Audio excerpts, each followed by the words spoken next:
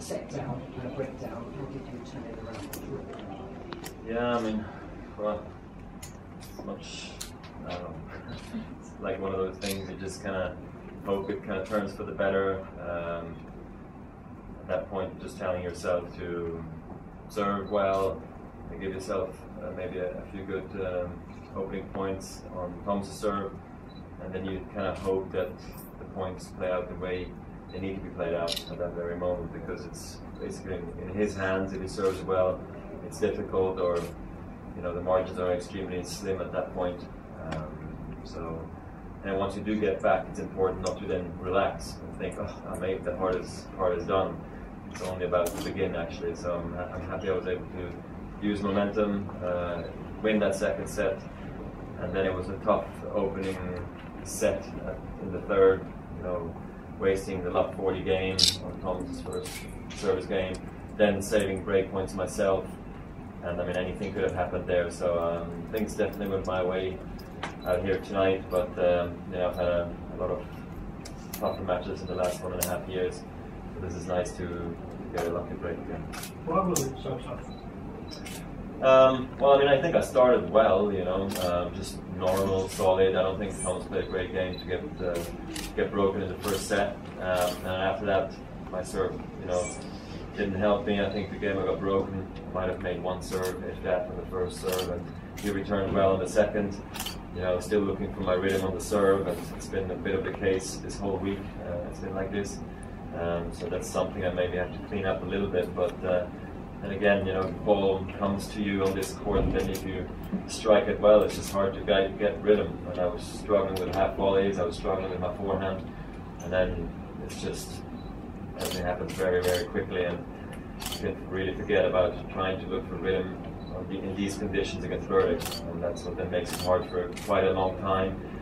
So I just was looking for better serving, actually. That's what let me down the most. In the beginning, got me down in the match, of course, being broken 3 times in 1, 5, 6 service games. It's just not something you can normally do against a top guy. When was the last time you remember playing 2 matches like this where you had a fight back to back, but fight to get that one? Well, I've had it a lot in recent times. Some of them were in Basel, I remember. Just look at the scores there. I think it was against Pospazio. Dimitrov was difficult. There was another one there as well. And at the end I lost against Del Potro, and it kind of kept on going that way for a while. So I've had a lot of sort of ups and downs. But then in Australia and in Brisbane I was serving way better again, more solid. Just this week, you know, it was one of those weeks, but it's honestly, I think this is how you win your first title again after a while, and then hopefully from here on it's easier, you know, especially closing out, it's easier entering the easier matches, because it is a final, so there's a lot of pressure, and sometimes I've been disappointed with my play when it really mattered. And today and yesterday I was able to deliver when I have to. The same against Stepanek in the third, when things got tough there against me as well. I was able to come up with the goods, and it's one of those tournaments I kind of need this way right now. Roger, we know that you trained extremely well this year compared to last year. What role does your new racket play in the good results you have had until now? I mean, look, I played well with my old rackets for years, you know, so I always know I can always go back to that one just in case, you know. It's a good just in case racket, I must say. And then I trained a lot with the new racket, you know, it's a switch I wanted to do for a long time. I tried a racket in Hamburg and Gstaad last year. I just felt it was a good one, but it wasn't quite what I was, you know, what I liked the most. It just felt totally different to what I was playing with before. And this one is more in between, and I liked with the changes that Wilson was able to come up with. And I'm happy that the results are paying off, and especially in quick succession. I mean, I've only just switched, and here I am already. Got finals in Brisbane, semis at the Australian Open, won my Davis Cup match, and now here I am with the trophy. So now it's not in the back of my mind anymore, you know, is this racket good or not? I was convinced in the practice, but then you hope that the results are going to follow, and they did. So I think it had somewhat to do with it, but it's like a puzzle, you know. You need the hard work, you need coaching staff, you need your, your family, my wife, everybody who makes it possible for me to still be playing. Roger, you've played attacking tennis this week so successfully, presumably partly because the courts are fast. How much do you wish or hope that some of the other courts on the tour would speed up a bit? I mean, I'm thinking I just think it's well. good to have variety. The worst thing that can happen is everything's fast or everything's slow. So I just think it's important that we have some that are faster and some that are slower. Because we do have clay, we still have grass. Grass has slowed down in a big way in the last sort of 10 years. So that's just all I think we should make sure we have, is that the fast court players who like that kind of frustrating play, big serving, serving way out of trouble kind of thing, that you're able to do that, and not that you have to go through 10 shot rallies every single time when it's a big point. It's nice to see that the players can do that, but I think overall I just think it becomes a little bit predictable or boring, and for that reason I just think it's important to have good variety. Roger, is it perhaps more the case that yesterday you showed that your tennis is getting where you want it to be, but tonight that mentally you're in a good place as well? Yeah, and physically too. It's been a tough week. A lot of tennis, in short succession. I mean, of course, it's been the same for everybody. But then again, I had a lot of tennis in my body over the years, and I'm happy that I can do these weeks, and played a lot of tennis already this year, and I feel like it's a very good stretch for me right now. And of course, it's never easy to back it up and play exactly the same way you did against a certain player. I learned that lesson hard against when I beat Sampras at Wimbledon. I remember when I did the American Summer, and I was like, all right, play like when you played against Pete. It's just not the same when you're playing that clay quarter, who's way back and it's a slower court, and you're trying to serve a volley and you realize it's windy and it's different. It's just not going to happen, So you always have to readjust. That's what I felt out there, man. I was missing shots, and I was totally out of sorts, and conditions were as good as they could have been. So it's just that was like a mental win for me tonight.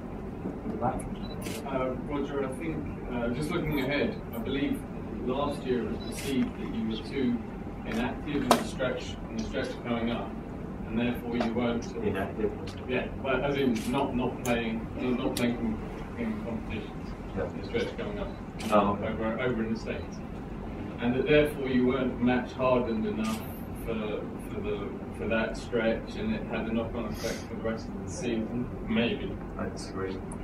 Well, I was going to say, is that a valid assessment? No, it's not. No, it's not. Okay. And are you happy with the schedule, with this year's schedule in that regard? Well, when you win, you don't have to talk schedule. It's like Stan winning the Australian Open. I mean, you can pull out till whenever he wants to. At this point, you make 2,000 points. It's so much points that you have a cushion for a long, long time. And actually, then you just do whatever you feel like. So that's what winning tournaments does. Winning solves everything.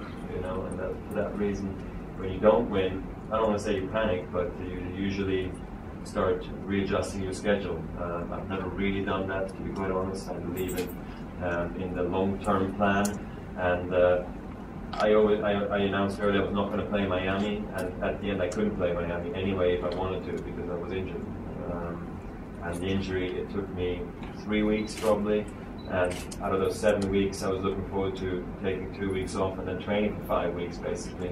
I could only train for 2 weeks. So actually, instead of coming out of the training block strong and like a fiddle, I came out, halfway, and that's why my results were mediocre. I think they were okay. I mean, I did play the finals in Paris, in Rome, and quarters in Paris, won Halle. It was okay, but I realized I'm missing training, I'm missing things. My confidence is not there. So the rest I took, I had to take it at the end. Even I believe my results would have been different could I have trained 100%, because then many things happened with my mind. I lost confidence in my movement because the back issue didn't quite go away through that entire stretch. But I did decide to play Hamburg and Gstaad. I added that to the schedule, but then got hurt again in Hamburg. Should have not finished the tournament there. Should not have played Gstaad, but I was like, You know, like, I'm already here. It's not crazy bad, but it's bad enough that I shouldn't be playing. But I want to play, and then on, I had to take a clear decision that I will just not play when I feel this way anymore in the future. So that's the promise I make to myself. But yeah, Roger, don't take me the wrong way, but some of my colleagues mentioned that you're coming back. So does Roger Federer think that he's coming back as a 2.0, or are we seeing the rise of Roger Federer as a dominator of the world tennis again? I mean, who knows? I mean, like, I'm just happy that I'm healthy again, and I can focus on tactics. I don't focus on, am I feeling all right, you know, when I wake up tomorrow, or am I going to feel better tomorrow? That kind of stuff. I went through that for weeks and months, you know, like every day I hoped there was going to be a little improvement, and I only started to feel that improvement halfway through sort of the US Open maybe. So it was a long time I was fighting it, you know, all the way from Indian Wells really. So it was a long stretch through a couple of Grand Slams and a few Masters 1000s. So in that sense, yes, I could come back from like an injury, you know, like Murray's is like a comeback, but it's not a comeback as such because I didn't fall out of the top 100 or anything like that. You know, I had, if you look at it, I had an okay consistent season last year. Okay, I didn't win many tournaments, you know, but still, you know, I gave myself chances, and you know, I fought my way through and played while I was injured. It's always a dangerous thing to do, but I think I know when it's too dangerous and when it's not, and for that reason I'm just happy that now it's clear, I don't have to think of it, I can just play tennis. And when you can play that way, you're more free, you have an open mind, and that's then when usually you are more successful, but not always. That's why you have to take them when you can, and this week I did. Last one, please. Can you talk a little about Thomas? You know, how difficult is it to put away a loss like today? How long does it generally take for a top player? And how good can he be this year? I think it depends on your character. I think he's quite relaxed, to be honest. That's kind of how I experience him away from tennis courts. You know, player lounge. I see him around and stuff. He's always easygoing. So for me, I think he's going to get over it quickly, and he might actually even take away the positives out of it. That's what I hope for him, because he just won Rotterdam. He played the semis of the Australian Open. So this is the last thing you need to do right now, is to get down on yourself. Because actually he's in a very good stretch right now, and he's about to make a push into the top 4. So for him, I hope he's going to play well in Indian Wells in Miami, and believe he can upset the best players and hopefully continue his run. That's what I would tell him if I would be his coach, but I'm not, so we'll see how he takes it. Good job. Anyways, have a good day. Thank you very much, guys. See you next year. Bye-bye.